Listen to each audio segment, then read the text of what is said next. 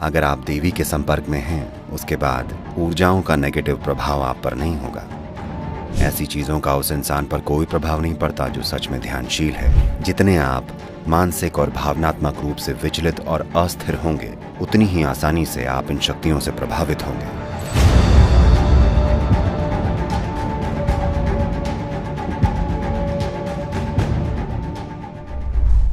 कुछ ऐसे लोग हैं जो ऊर्जाओं को तोड़ मरोड़ के किसी को नुकसान पहुंचाते हैं।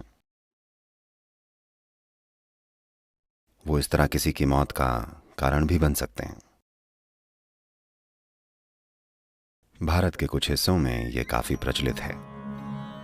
एक वेद है, 4 वेदों में से एक अथर्ववेद इसी को समर्पित है कि ऊर्जाओं का इस्तेमाल अपनी खुशहाली और किसी दूसरे को नुकसान पहुंचाने के लिए कैसे किया जा सकता है। जरूरी नहीं है कि इस तरह की ऊर्जाओं या इस तरह की क्रियाओं का इस्तेमाल सीधा आपके ऊपर किया जाए। अभी अगर कोई मेरे साथ कुछ नेगेटिव कर रहा हो और अगर मैं उसके लिए ग्रहणशील नहीं हूं और आप यहां बैठे हैं, तो आप प्रभावित हो सकते हैं। ये बिल्कुल हो सकता है। ये कुछ ऐसा है जैसे सड़क पर लोग एक दूसरे पर गोलियां चला रहे हों और आप बस वहां से पैदल निकल रहे हों, तो गोली आपको भी लग सकती है। तो कुछ खास अभ्यास हैं। अगर आप इन अभ्यासों या कुछ खास उच्चारणों को अपनी रोजमर्रा की जिंदगी में ले आएं, तो इन चीजों से आसानी से बचा जा सकता है।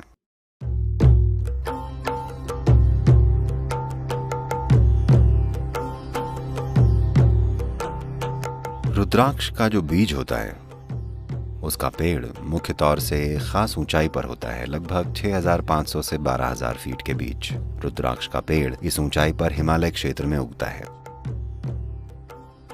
और इसका स्पंदन या वाइब्रेशन बहुत अनोखा होता है। तो वो लोग जो लगातार यात्राएं करते हैं, रुद्राक्ष पहनते हैं ताकि उनकी अपनी खुद की ऊर्जा का एक कोकून बन जाए, ताकि बाहरी ऊर्जाएं उन्हें परेशान न करें। उनका अपना एक, हम इसे कवच बोलते हैं। आप जानते हैं ना कवच क्या होता है? ये एक तरह से एक खोल जैसा है। It's a cocoon of your own energy. आपकी अपनी ऊर्जा का एक खोल। जहां भी आप जाएंगे, आपका निजी बेडरूम आपके साथ जाएगा। ये आपके साथ चलेगा जहां भी आप जाएं। वो लोग जो कि परिवार और समाज के बीच हैं, हमेशा उनके पहनने के लिए सबसे बढ़िया रुद्राक्ष पंचमुखी होगा। और अच्छा होगा कि आपको उनसे मिला हो जो जानते हैं कि ये क्या है। बस यूं ही किसी दुकान से उठाकर इसे पहन लेना अच्छी चीज नहीं होगी। आमतौर पर जो रुद्राक्ष आपको यहाँ मिलता है, वो हमेशा ही उन परिवारों से लिया जाता है जो हजारों सालों से रुद्राक्ष को संभाल रहे हैं। वही परिवार, उनके लिए ये एक पवित्र धर्म जैसा है, न कि बस एक बिजनेस।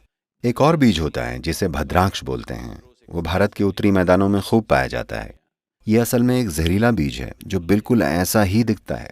और खास तौर से भारत में पश्चिमी देशों के पर्यटकों के लिए अब हम बड़े सुंदर प्लास्टिक रुद्राक्ष बना रहे हैं, जो बहुत बढ़िया दिखते हैं, इससे भी अच्छे, पर वो प्लास्टिक रुद्राक्ष हैं। ठीक है, तो सबसे अच्छा होगा कि इन्हें जानी मानी जगह से लिया जाए, नहीं तो तमाम तरह की चीजें आएंगी। मैं आजकल देखता हूँ बहुत सारे, ये शब्दों के अभाव की वजह से मैं ऐसा कह रहा हूँ, ये नए जमाने टाइप के लोग ये सारे अपने अंगूठों में मेटल की अंगूठी पहनते हैं। देखिए, अगर आप अपने अंगूठे में धातु की अंगूठी डालते हैं तो आप पक्का अपनी ओर कुछ खास तरह की नेगेटिव शक्तियों को बुलावा देंगे। इसका मतलब ये नहीं है कि आपको कोई अपने वश में ही कर लेगा, पर आप बिना वजह गिरते लुढ़कते फिरेंगे। तरह तरह की चीज़ें होंगी, हर चीज़ गलत होगी, सिंपल चीज़ें भी। मुझे नहीं पता अगर आप ऐसे लोगों से मिले हैं या किसी समय पर खुद आपके साथ ऐसा हुआ है कि जब चीज़ें बिगड़ना शुरू होती हैं तो वो लगातार बिगड़ती चली जाती हैं। लगातार आप गिरते हैं, एक या दो नहीं, ये बस होता ही चला जाता है। सब कुछ और हर चीज़ गलत हो जाती है, छोटी से लेकर बड़ी चीज़ों तक, बस इसलिए क्योंकि They would have attracted certain dimensions of energy, which could शायद उन्होंने ऊर्जा के कुछ खास आयामों को अपनी ओर आकर्षित किया है, जो दुनिया में कुछ भी करने के लिए सहायक नहीं होते, बल्कि ये किसी और चीज के लिए सहायक हो सकते हैं। सिर्फ वही लोग जो तंत्र विद्या करना चाहते हैं वो अंगूठे में अंगूठी पहनते हैं। पर आज या तो अज्ञानता में या फैशन में एक बार आपने अंगूठे में मेटल पहन लिया तो आप इन चीज़ों को बुला रहे हैं।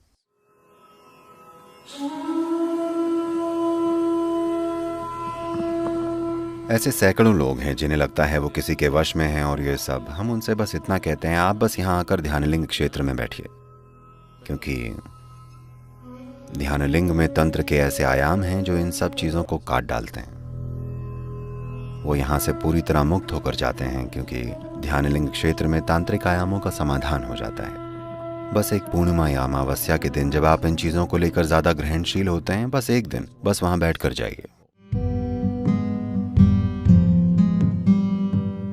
अगर आप देवी के संपर्क में हैं, चाहे देवी यंत्र की मदद से या चाहे जैसे भी, यंत्र आपके हाथ में है या आपके दिल में, ये आपके ऊपर है।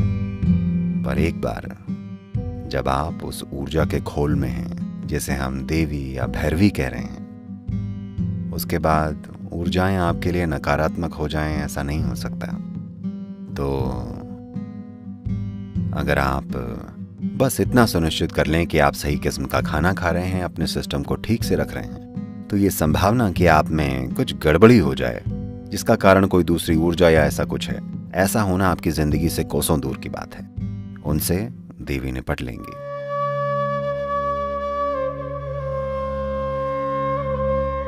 अगर आप सच में ध्यानशील हैं तो आप तंत्र के बारे में सोचिए भी मत। इन चीजों का उस इंसान पर कोई असर नहीं होता जो सच में ध्यानशील है। अगर आपने अपने भीतर के मौन को थोड़ा सा भी जाना है, कम से कम आपके भीतर दिन में कुछ पलों का भी मौन है, तो आप तंत्र की चिंता मत कीजिए। ऐसी चीजें उस इंसान को प्रभावित नहीं करती हैं जो अपने अंतरतम की निश्चलता को जानता है। किसी ने कहा है, आदमी केवल इल है यानी बीमार है क्योंकि उसे स्टिल यानी स्थिर होना नहीं आता। ये बिल्कुल सही कहा है, ये बिल्कुल सही है।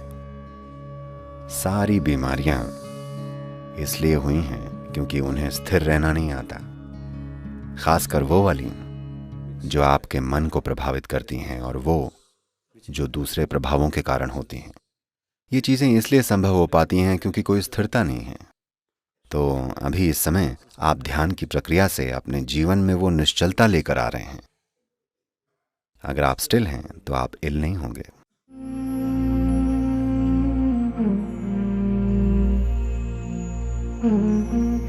जितने आप मानसिक और भावनात्मक रूप से विचलित और अस्थिर होंगे, उतनी ही आसानी से आप इन शक्तियों से प्रभावित होंगे।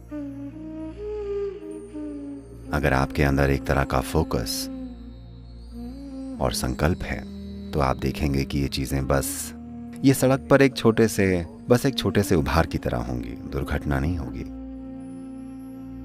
लेकिन अगर आप अपने मन और भावनाओं में एक तरह की अस्थिरता में हैं तो इससे दुर्घटना हो सकती है।